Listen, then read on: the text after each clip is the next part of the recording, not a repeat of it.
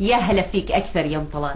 ما تدرين وش كثر أنا مبسوطة بزيارتي لكم وإني أتعرف على ناس طيبين مثلكم.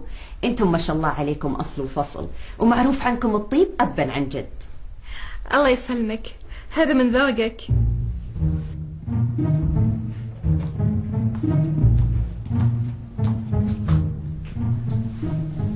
ما شاء الله تبارك الرحمن.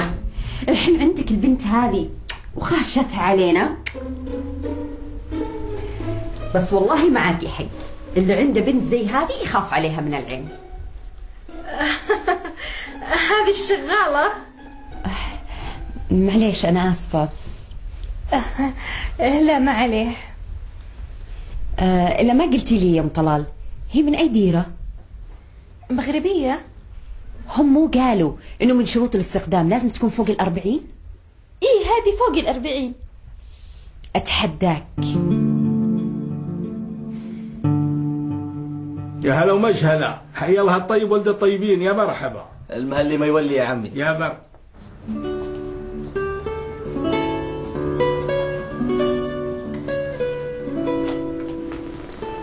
خلي تفضل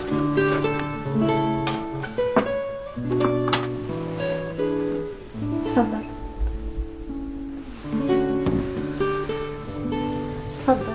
شكرا. تفضل. ميرسي. بعد إذنكم. شوف الأدب والاحترام، الله شابت عيوني ما سمعت كلمة حلوة. يا عمي حنا جينا نطلب اختي بكلمة راس. وش أنا؟ اقصد اختي ابيها كلمة راس. اي الرجال خيبك.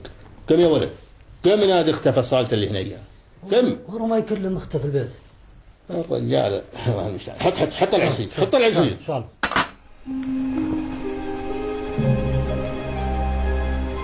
ها إيش عندك؟ ابي شغالتهم. كيف يعني؟ ما فهمت. ابي اتزوج الشغالة حقتهم. شغالة؟ انهبلتي انت تسوي شغالة؟ يا اتزوجها يا نمشي. يا منصور اعقل، كيف اطلب لك الشغالة من الناس؟ انت ناسي انت ولد مين؟ انت ولد صالح منصور تتزوج شغالة؟ اذا خلاص اقعد عزابي طول حياتي ولا اتزوج. لا حول ولا قوة الا بالله، خلاص بتصرف. الله يستر. شغالة صاروخ.